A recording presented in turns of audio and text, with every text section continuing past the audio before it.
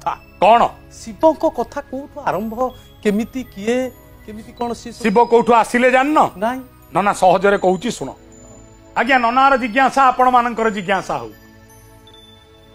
भगवान विष्णु सर्जना पाई परिकल्पना करुचंती अरे मु कौन एका रही ये विशाल पृथ्वी रे ये पृथ्वी रे तो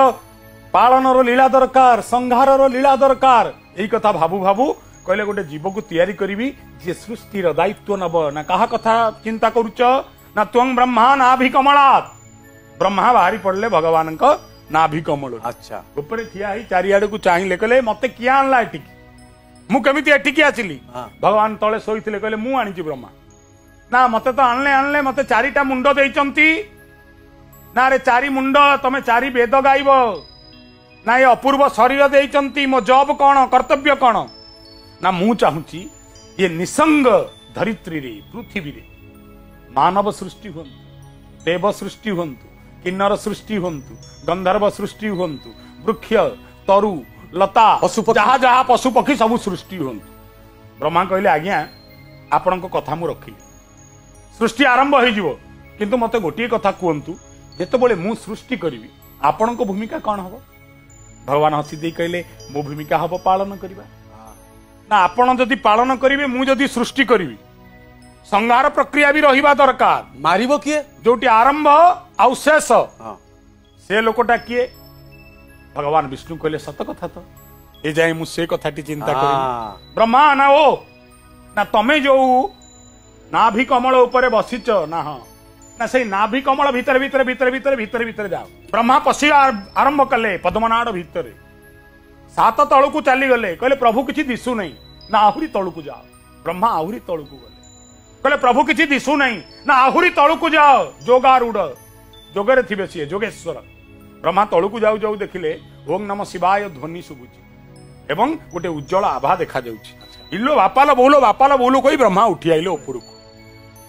भगवान पचारे ब्रह्मा कई मिलिले ना हाँ आज्ञा जड़े कई बसीचंती दृश्यमान होउनांती ना सही होउचंती सबू से केवल संहार करेनि सृष्टि पालन संहार सबुथिरे तांकर भूमिका रहिबो ना तांको ना कौन ना जगतर से मंगल करिवे तांको ना शिव शिव शंकर एवं संरचना परिपुष्ट हेलान ना पुराण कौन कहले पढ़ सेठी जिबा पूर्वे संसार कुगासी थिला तो मोरासी जेसने सूर्य केतु ग्रासी थाए आसी संसार मूल धार प्रभु त्रिलोचन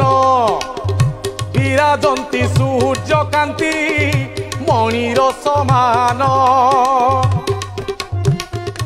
शिव पुराण कहउचंती सूर्यकांत मणि सम उज्जवल से सत्ता जेमिति ब्रह्मा दर्शन करी फेरिले संसार दुर्दशा देखी ध्यान से मजिले ध्यान बड़े ज्ञान को ऋतु जात कले ज्ञान अहंकार जन्मे मन अहंकारु पंचमहाभूत जन्म लभिले मनरु ज्ञान अहंकार कारण ज्ञानर सृष्टि किए ना जब शिव आसिले पृथ्वी की सेबे ज्ञान आथिला शिवंक पूर्वर ज्ञान नथिला प्रज्ञा नथिला मूढ़ थिला मनुष्य अलंघ्य अट हिए जे संसार सागर धर्म ना बघे लोक हुअंती तापार धर्म बड़ थिले लोक मुक थिला भई अधर्म कहिबा लोक धमे मरु थाई प्रार्थना आम आनंदर उत्सव।